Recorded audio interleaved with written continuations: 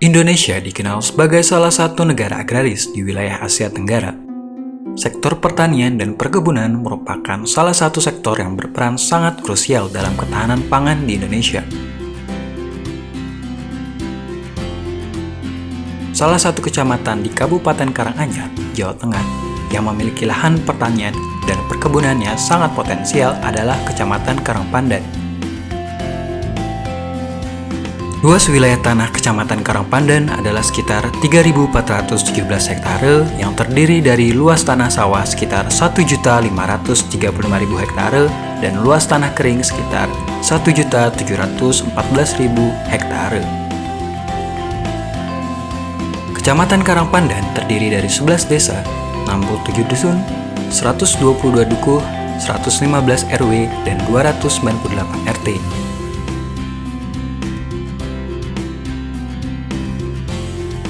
Seluruh desa sudah berklarifikasi desa swasembada pangan. Salah satu desa yang memiliki pengelolaan swasembada pangan terbaik adalah Dusun Bulu, Desa Salam. Sesuai dengan kondisi alamnya, Desa Salam, Kecamatan Karangpandan yang pegunungan, maka sebagian besar penduduknya mempunyai mata pencaharian di sektor pertanian dan perkebunan.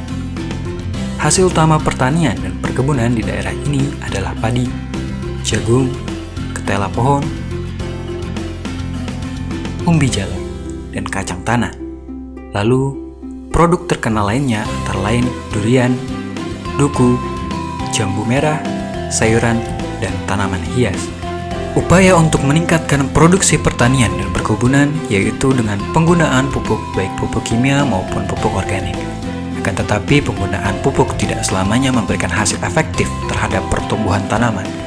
Penggunaan pupuk secara berlebihan akan menyebabkan tanah menjadi tidak gembur lagi, mematikan mikroorganisme yang berkontribusi menyediakan unsur hara dalam tanah, dan tentunya mencemari perairan sekitar. Selain itu, selama ini petani juga banyak dikeluhkan oleh keberadaan pupuk non-subsidi yang mahal, sehingga berakibat pada tidak seimbangnya antara biaya perawatan dengan harga penjualan hasil pertanian dan perkebunannya.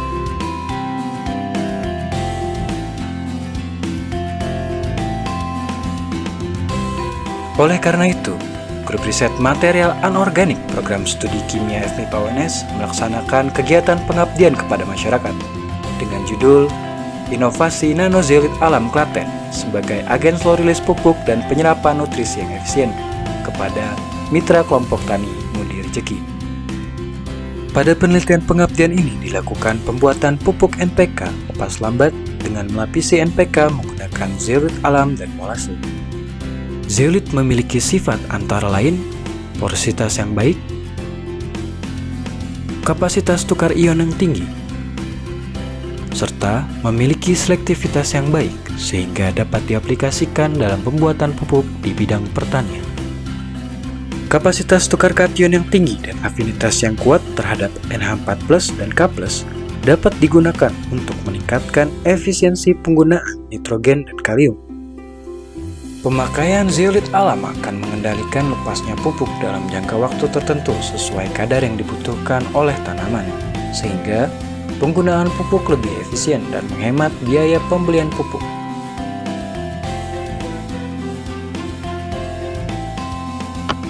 Jadi dalam program pengabdian kepada masyarakat ini, kelompok riset kami telah memodifikasi pupuk NPK dengan zeolit alam dari Klaten ya, berbasis eksperimen laboratorium yang dilakukan di lab kimia anorganik.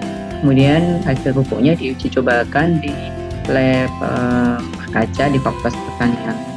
Ada dua jenis pupuk yang sudah kami modifikasi. Yang pertama adalah jenis pupuk smart granul, bentuknya granula ya. Itu berasal dari pupuk NPK komersial, kemudian ditambahkan zeolit alam Klaten, kemudian hasilnya disemprot sedikit demi sedikit dengan molase ya sebagai bahan perekat, kemudian diputar-putar di atas nampan gitu sehingga menghasilkan pupuk granul. Perbandingan masanya yaitu ada pupuk NPK berbanding zeolitnya yaitu 4:3. Di sisi lain kami juga membuat percobaan pupuk granul dengan perbandingan NPK dan zeolit 1:4, bentuknya seperti yang ada dalam botol itu ya. Kemudian kami juga membuat inovasi lain pupuk smart komposit. Bedanya apa? Di sini NPK-nya dilarutkan di dalam aquades, kemudian ditambahkan dengan zolit ya.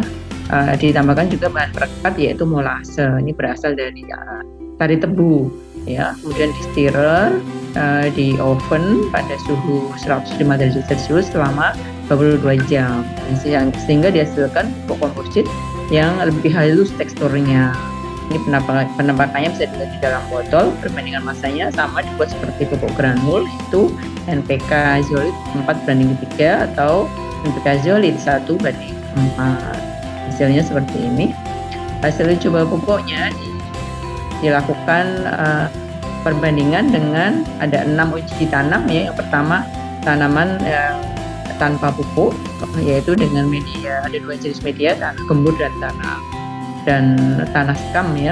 Kemudian diuji cobakan juga hanya menggunakan pupuk NPK komersial, kemudian diuji cobakan pupuk granul 1:4 dan pupuk granul 4:3.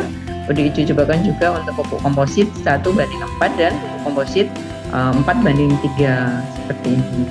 Dan diamati setiap minggunya ya perkembangannya. Dan ini adalah dokumentasi pada keempat setelah pemupukan menggunakan media tanah gembur.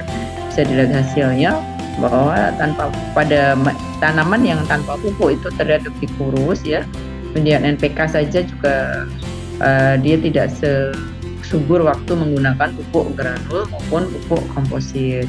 Di sini bisa kita lihat bagaimana peran zolit ini sebagai media tanam dan sebagai ini agen perilis pupuk yang juga bisa mengemburkan tanah.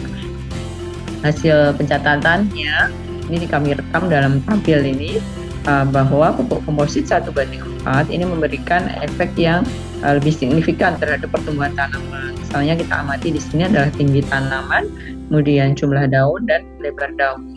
Pada minggu keempat pertumbuhannya sangat bagus ya, dan lebih bagus daripada yang jenis pupuk yang lain, apalagi kalau dibandingkan dengan pupuk maupun hanya pupuk NPK.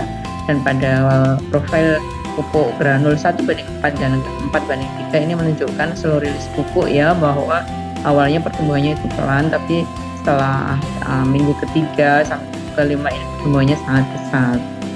Ini bagaimana peran zolit untuk mengontrol pelepasan pupuk ya, dan ini diamati untuk 2 media yaitu tanah gembur dan tanah sekam. Kami juga menyumbangkan berbagai jenis pupuk waktu program pengabdian. Selain pupuk dari kami ya, pupuk SDF maupun SCF, kami juga menyumbangkan jenis pupuk NPK komersial maupun pupuk pril yang berperan dalam proses penanaman hortikultura di kelompok tani rezeki.